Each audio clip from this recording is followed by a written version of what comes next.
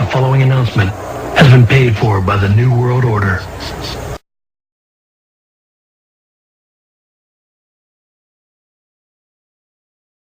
At a 1991 closed-door meeting of fellow internationalists, billionaire and former CFR chairman David Rockefeller praised his media allies, but his confidence that his words would not leave the room was later broken.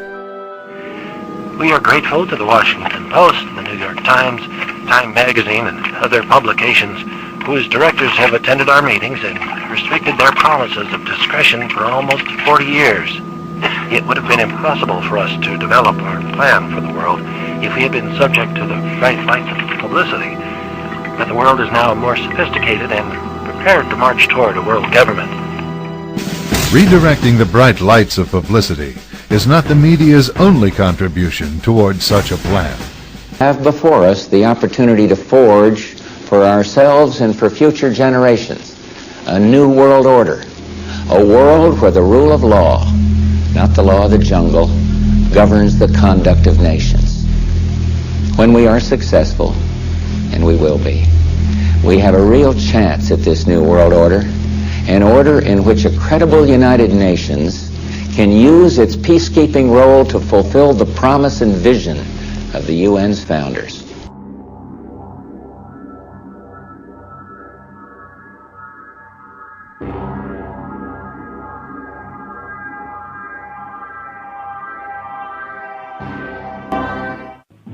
What is at stake is more than one small country. It is a big idea, a new world order, where diverse nations are drawn together in common cause to achieve the universal aspirations of mankind: peace and security, freedom, and the rule of law. Out of these troubled times, our fifth objective, a new world order, can emerge. Now we can see a new world coming into view. A world in which there is a very real prospect of a new world order. There is a chance for the President of the United States to use this disaster to carry out what his father, a phrase his father used, I think, only once, and hasn't been used since, and that is a new world order. Here to drive performance. And I believe it will also be said of this age, the first decade of the 21st century, that out of what will be seen as the greatest restructuring of the global economy, perhaps one even greater than at the time of the Industrial Revolution, a new world order was created. When my predecessors were speaking to this event a century ago, the world order of the 19th century they were describing was defined mainly by the balance of military power, and they saw European empires dividing the world between them.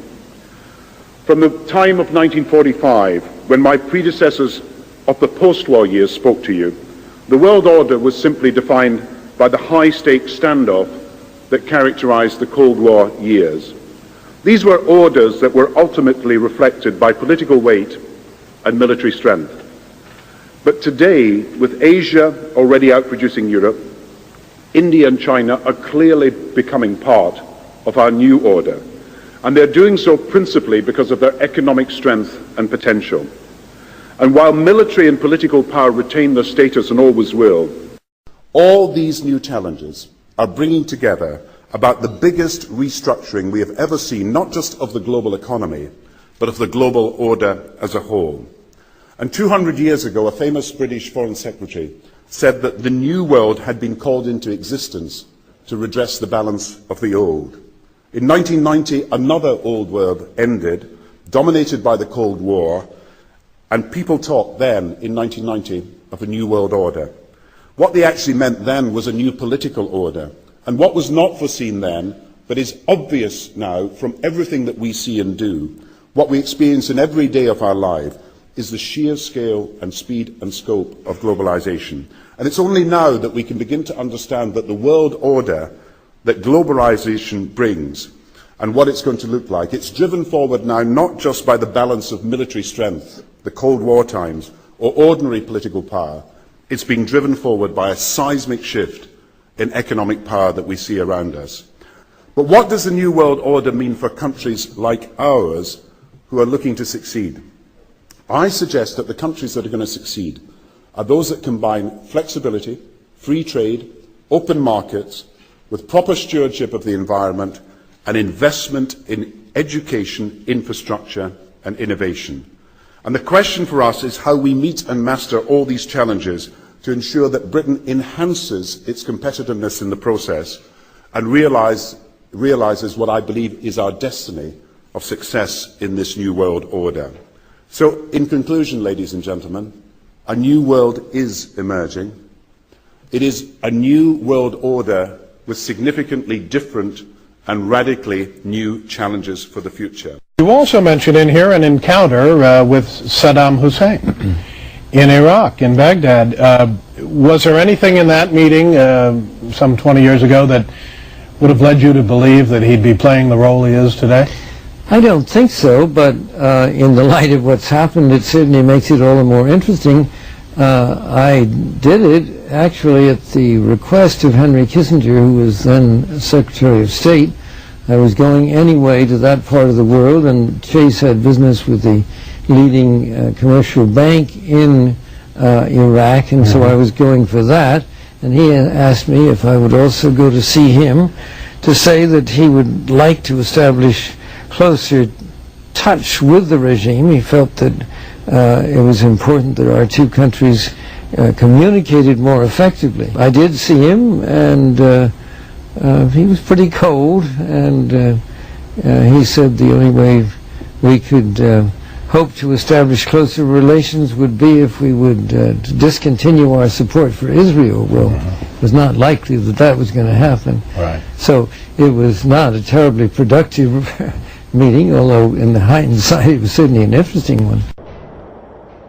A special televised meeting of the New York-based Council on Foreign Relations provides a window to the real story.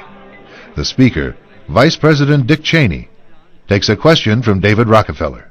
Vice President, I just enjoyed so much your whole speech, but I was particularly pleased that you gave such a strong endorsement for the free trade agreement for all the Americas, subject that has been of great concern to me for many years, and particularly recently, and I think it's absolutely essential for the strength of our economy.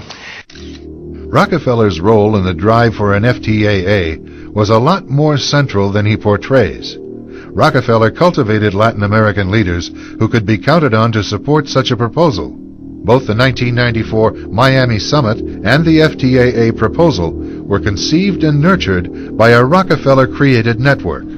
Prominent among the organizations sponsoring the Miami event were the Council of the Americas, founder and honorary chairman David Rockefeller, the Americas Society, chairman David Rockefeller, the Forum of the Americas, founder David Rockefeller, the Institute for International Economics, financial backer and board member David Rockefeller, the Trilateral Commission, founder and honorary chairman David Rockefeller.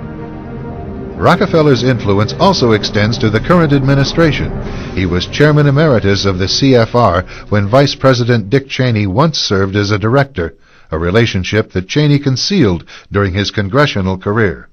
It's good to be back at the Council on Foreign Relations. As Pete mentioned, I've been a member for a long time and was actually a director for some period of time. I never mentioned that when I was campaigning for re-election back home in Wyoming.